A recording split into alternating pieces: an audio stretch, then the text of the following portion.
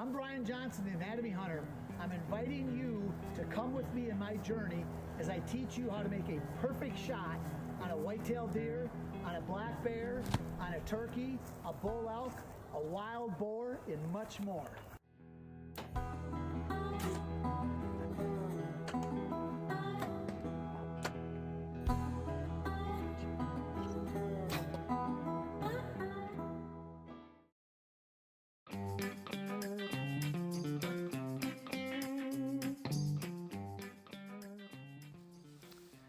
Mr. and Mrs. Anatomy Hunter are in South Texas at Ted Venesia's Broken Arrow Ranch. Ted was gracious to let us stay at his amazing Game Ranch headquarters where we harvested 4 animals for our Anatomy Hunter research. Ted, who is an ASH archery champion, will show us what a perfect fire hydrant shot on a doe black buck looks like. After Ted shot his black buck doe, Doris and I shot a female Aoudad. We then shot a female Axis doe, and then it took us a total of 2 weeks to be able to harvest a 120-pound boar hog. And I will tell you, I fell in love with hog hunting when I saw and experienced how wily these critters really are.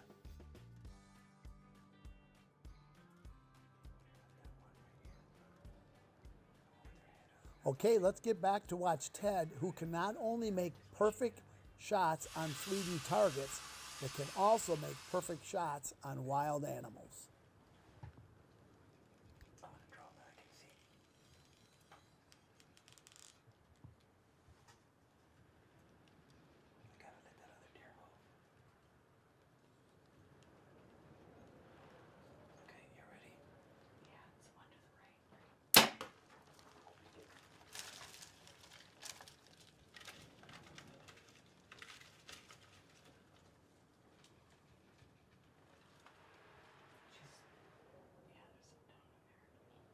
Okay, Ted, talk to me.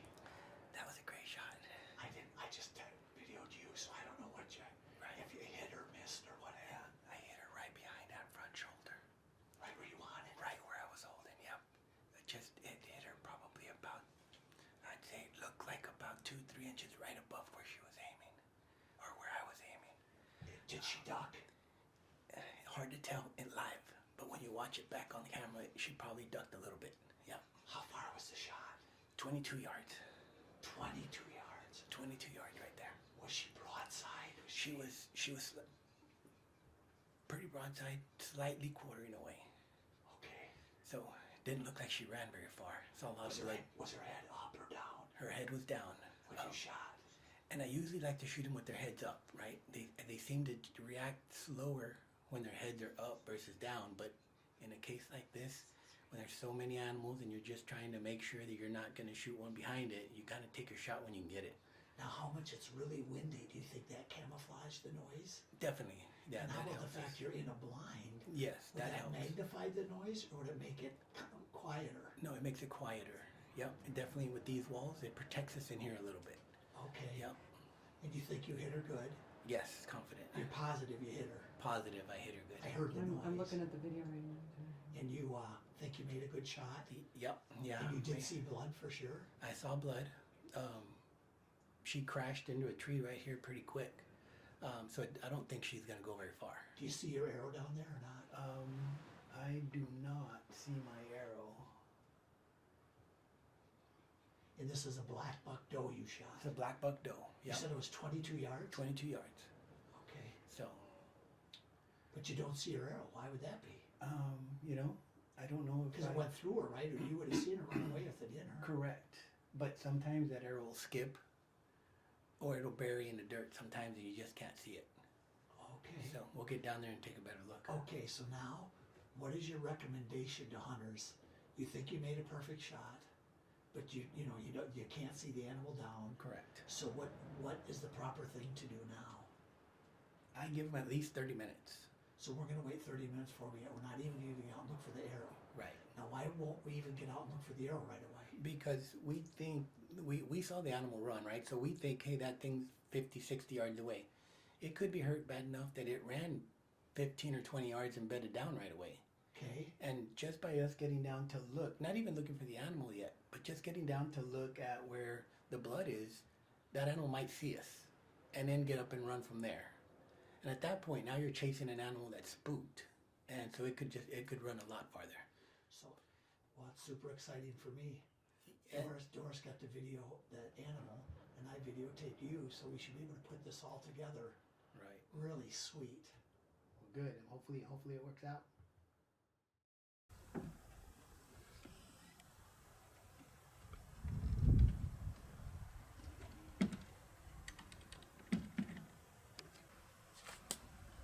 Okay, go ahead, follow.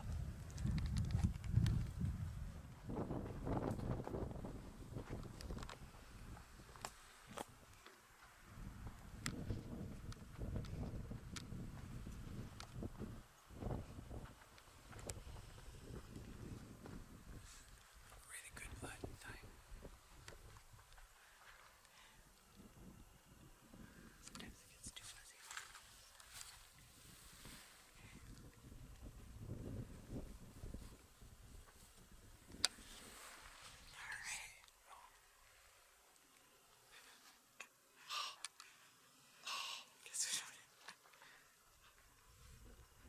Okay, that's 13 yards. How far would you guess? Yeah, 13. Yeah, she didn't go very far. 13 yards. Okay, let's check the blood trail. Where did she go? So she was standing right here.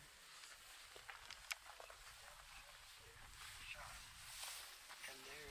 Oh, I see blood I right see there. the blood. Yeah, there's blood right. You see all the blood on the ground there, and she just. Did she jump over this branch? Yep. Oh man, Yep. Looked like she went over it and hit here. she was Yeah. kind of jumping around, Oh flashing. man, look at the blood coming down in those. And that cactus. Oh my Can you see it, goodness. Doris? Up and to Yep, the left. There it is. There. Yeah. Yeah. Look at that. Yeah.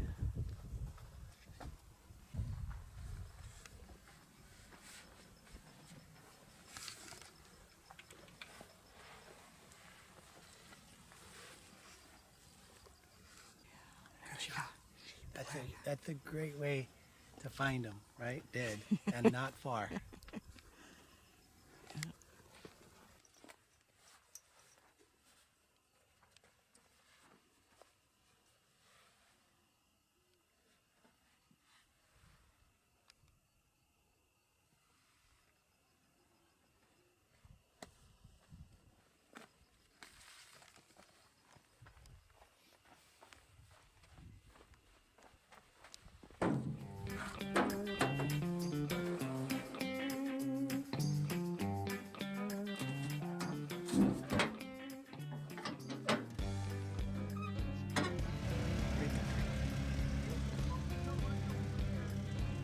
So excited that the whole reason that I came to Texas for 5 weeks is so I could document exactly where animals are shot on video, to be able to dissect them, to try to find out exactly what the perfect shot is. And on Ted's black buck is going to be the first one that I've got to witness. So this is a monumental starting point for me as the anatomy hunter.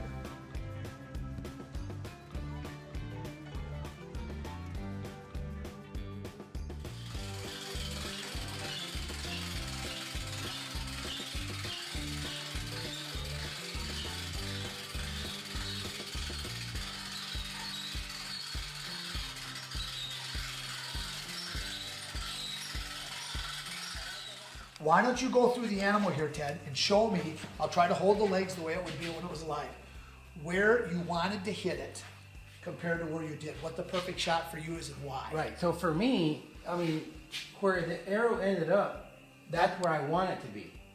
That's your, oh, you mean that's where you want it to come out, or That's where well, obviously we were a little high. It came out on the backside a little lower, right? But if it was a perfect broadside shot, I aimed right here.